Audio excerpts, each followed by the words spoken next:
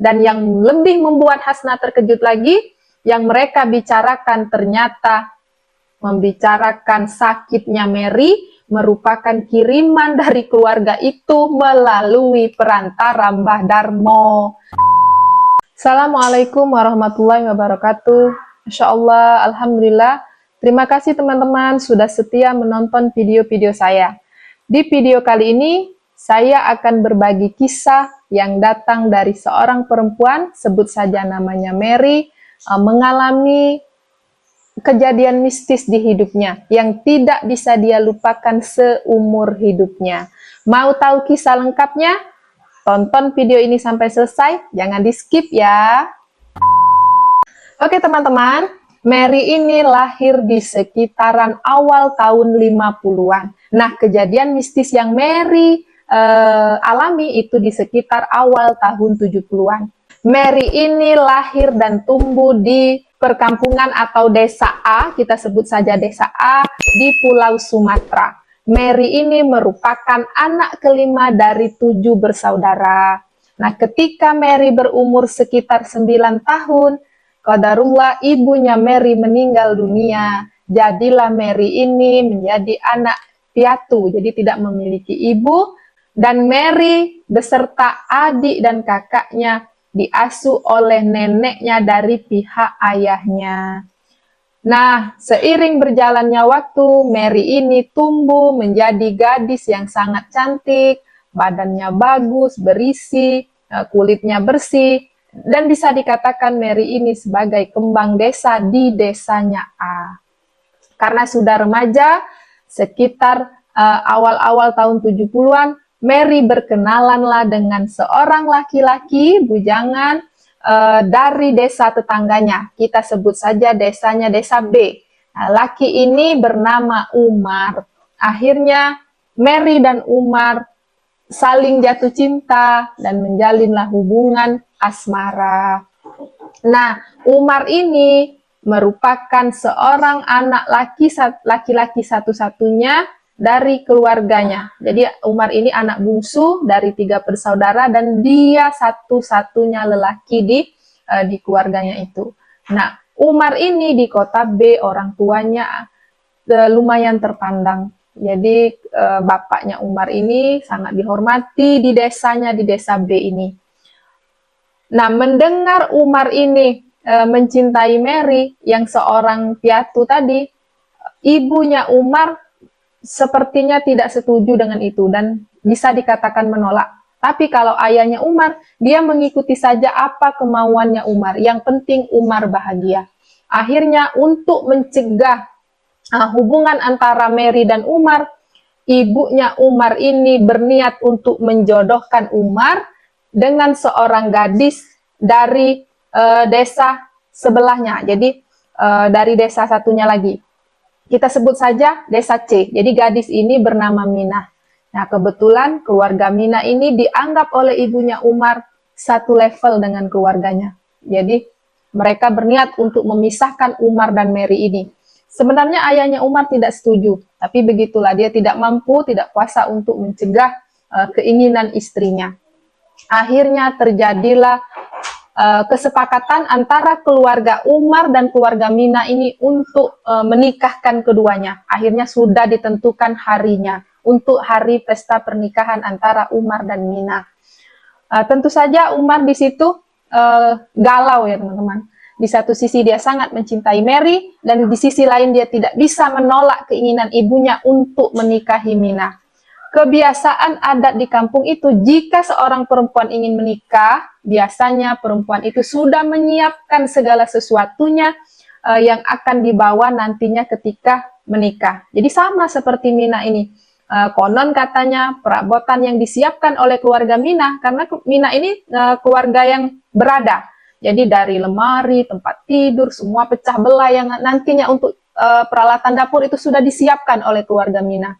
Pada saatnya nanti ketika sudah sah dipersunting oleh Umar, Minah akan tinggal bersama keluarga Umar dengan membawa semua perabotan yang telah disediakan tadi.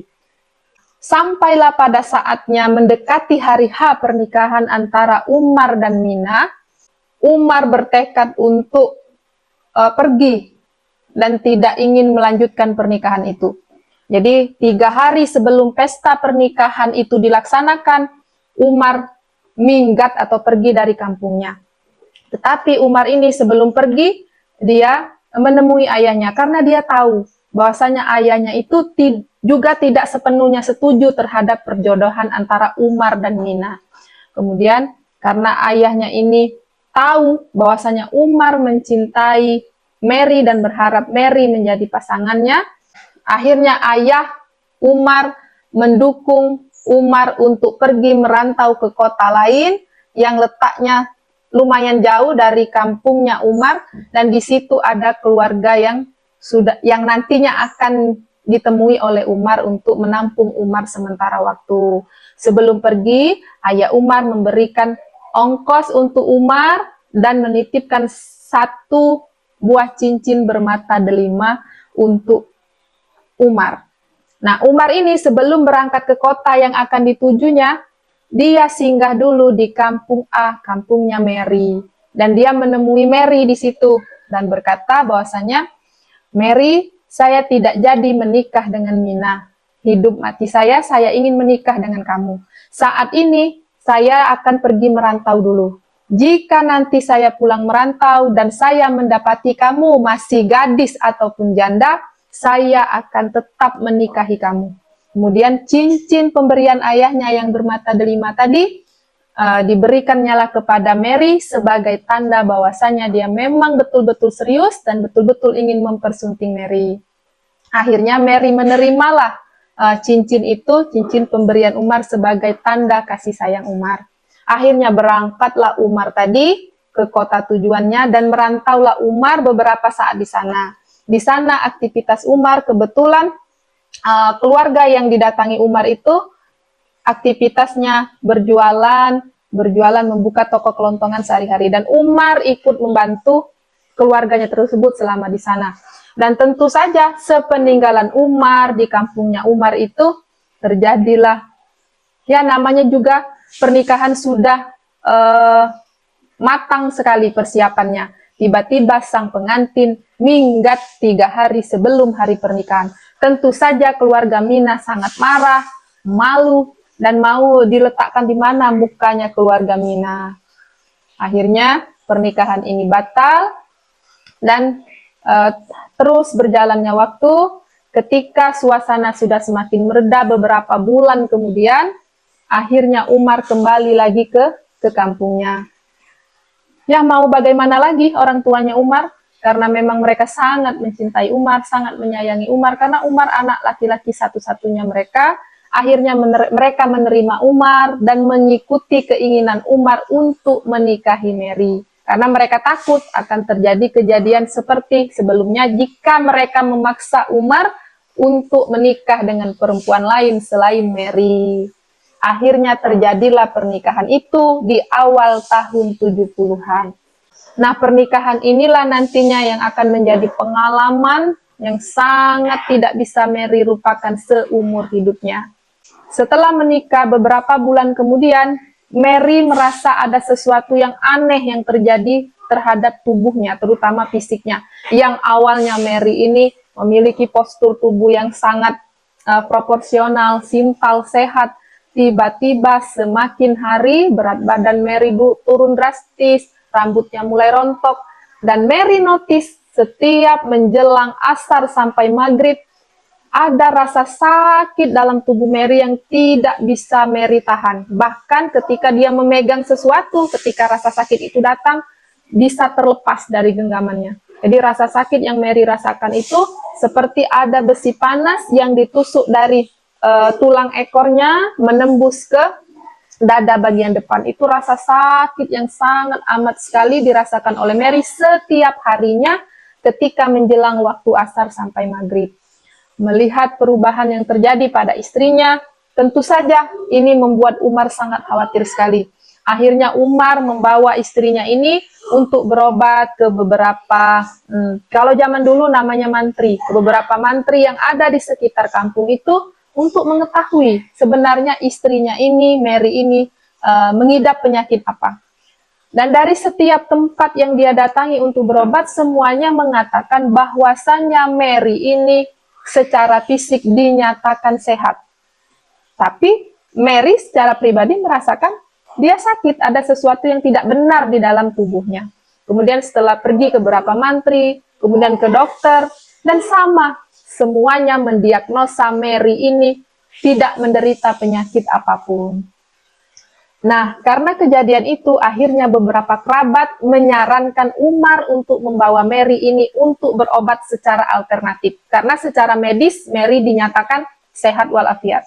Akhirnya, kerabat Umar menyarankan Umar untuk membawa Mary untuk berobat secara alternatif. Karena secara medis, Mary sudah dinyatakan sehat.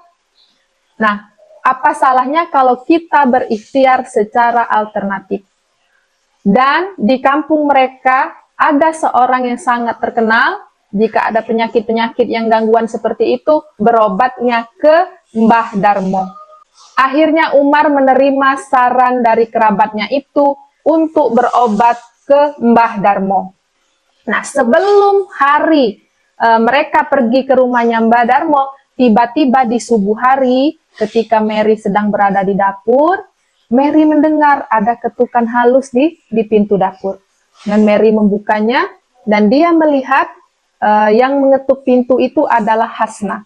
Hasna ini adalah sepupunya Umar, sepupunya suaminya. Jadi ibunya Hasna ini dua beradik atau adik beradik dengan ibunya Umar. Kemudian Hasna dengan pelan-pelan berbisik kepada Mary dan menanyakan, Kak, jika nantinya Uwak di sini maksudnya mertuanya Mary, mau mengajak kakak berobat ke Mbah Darmo, kakak jangan mau ya. Karena itu akan justru bukan mengobati kakak, malah akan membinasakan kakak. Kemudian Hasna bercerita, kenapa Hasna berbicara seperti itu kepada Mary? Nah, Hasna ini aktivitas sehari-harinya, setiap harinya, bahkan sebelum subuh ketika suasana masih gelap, Hasna dan suaminya ini biasa pergi ke kebun untuk menyadap karet. Nah, perkebunan yang warga-warga di situ itu berada di desa yang tempat Mina tadi. Nah, pada pagi itu, seperti biasa, Hasna dan suaminya jam 4 subuh bersiap-siap untuk pergi jalan ke kebunnya. Ketika melintasi jalan menuju kebunnya itu, sayup-sayup Hasna dan suaminya mendengar ada pembicaraan sekitar 2 atau 3 orang laki-laki.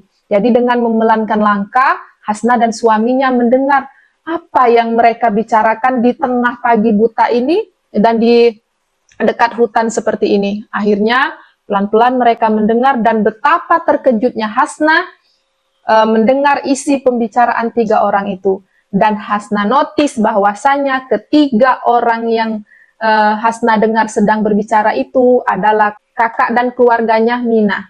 Dan yang lebih membuat Hasna terkejut lagi, yang mereka bicarakan ternyata membicarakan sakitnya Mary merupakan kiriman dari keluarga itu melalui perantara Mbah Darmo. Jadi itulah kenapa Hasna melarang Mary untuk berobat ke Mbah Darmo. Karena tentu saja itu akan fatal akibatnya untuk Mary. Mendengar itu, Mary langsung mengadu atau mengasih tahu kepada suaminya Umar, jika nanti ibu mertuanya mengajak mereka berobat ke Mbah Darmo, supaya Umar menolak ajakan itu. Akhirnya memang betul, dan kebetulan juga mertua Mary setuju-setuju saja ketika Mary tidak mau berobat ke Mbah Darmo. Akhirnya mereka mencari alternatif lain, tempat berobat lain yang sekiranya tidak membahayakan keselamatan Mary. Dan akhirnya sampailah informasi di kota P, kita sebut saja kota P, ada seorang ustadz yang biasa membantu orang-orang yang terkena penyakit yang dinyatakan secara medis sehat walafiat. Berangkatlah Mary, Umar, dan ditemani oleh beberapa kerabatnya pergi ke kota P dan menemui ustadz tadi yang kita sebut dengan Kiai Suro.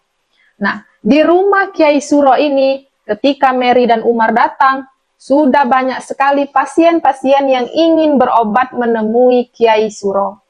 Entah mengapa kadarullahnya, ketika Mary datang, Mary langsung dipanggil untuk langsung diobati oleh Kiai Suro tanpa melewati antrian yang banyak itu. Karena dalam penglihatan Kiai Suro, Mary ini sudah sangat letih, lemah, menahan sakit selama ini. Jadi ketika datang, duduklah Mary, Umar, dan kerabatnya yang ikut menemani itu menghadap ke Kiai Suro. Kiai Suro berkata bahwasanya kalau Nak Mary ini, dia adalah wanita yang baik, wanita yang tidak pernah menyakiti orang lain, tidak punya kesalahan orang lain, tidak punya kesalahan terhadap orang lain. Nah, sakit ini berasal dari Umar. Jadi seperti ada kaitannya pendapatnya Kiai Suro dengan Hasna yang pagi-pagi buta waktu itu.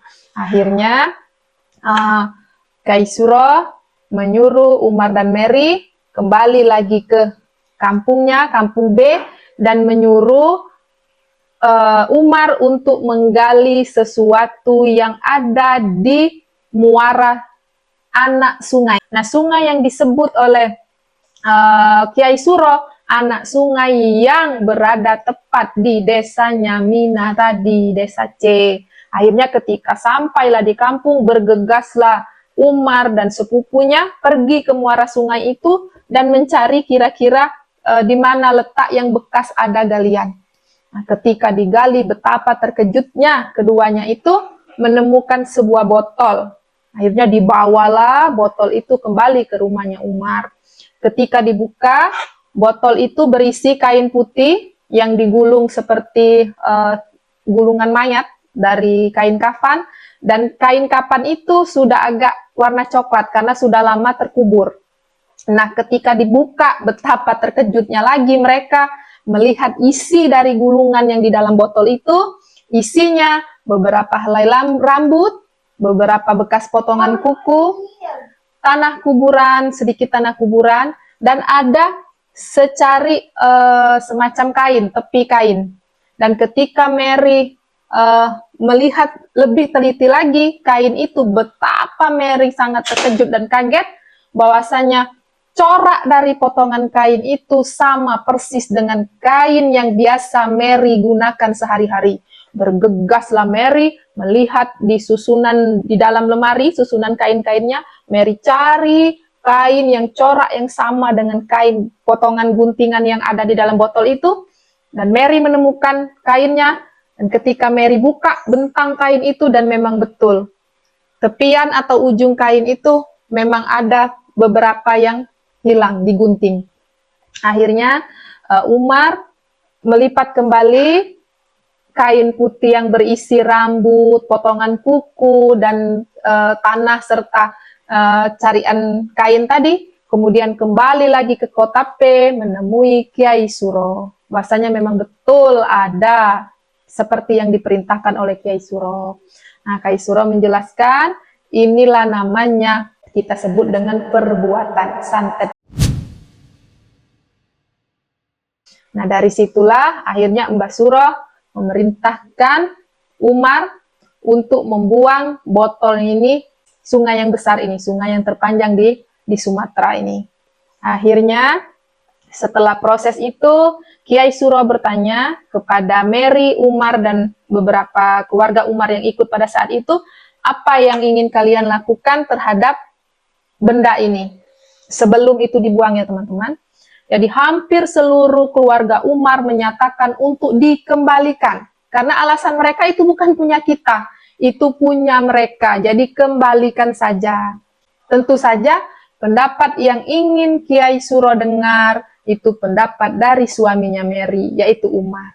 Dengan pelan Umar berkata bahwasanya dia ikhlas atas segala yang menimpa istrinya, biarlah Allah yang membalasnya. Dia berlepas diri dari hal seperti itu. Mendengar jawaban Umar, Kiai Suro mengelus kepala Umar sampai ke punggungnya dan berkata, wahai Umar, engkau sangat sabar dan engkau adalah ciri dari mukmin sejati. Nah, setelah berobat itu, Mary didoakan dan diberi air yang sudah didoakan oleh Kiai Suro. Dan alhamdulillahnya, atas izin Allah, penyakit Mary berangsur-angsur hilang, dan rasa sakit yang setiap sore dia alami itu juga hilang, dan Mary kembali sehat seperti sedia kala, berat badannya sudah kembali stabil, rambutnya tidak lagi rontok, dan Mary bisa menjalani hidupnya bersama Umar dengan bahagia. Dan tidak lama kemudian, Mary pun dinyatakan hamil, bisa dan memiliki anak pertama mereka, dan seterusnya Mary dikaruniai 6 orang anak, dan alhamdulillah sampai sekarang Mary sudah menjadi seorang nenek. Terima kasih teman-teman sudah menonton video saya kali ini. Jadi yang namanya santet, ilmu hitam, sihir itu tidak dibenarkan dalam Islam. Jadi tidak boleh teman-teman, itu sangat syirik, menyekutukan Allah, dan sangat besar dosanya di hadapan Allah Subhanahu wa Ta'ala. Mari kita selalu menjaga diri kita untuk tetap berada di jalan Allah berdasarkan syariatnya, dan menjauhkan segala apa yang dilarang oleh Allah Subhanahu wa Ta'ala. Terima kasih sudah menonton. Jangan lupa like, share, dan komen. Dan yang belum subscribe ya teman-teman. Terima kasih atas supportnya. Assalamualaikum warahmatullahi wabarakatuh.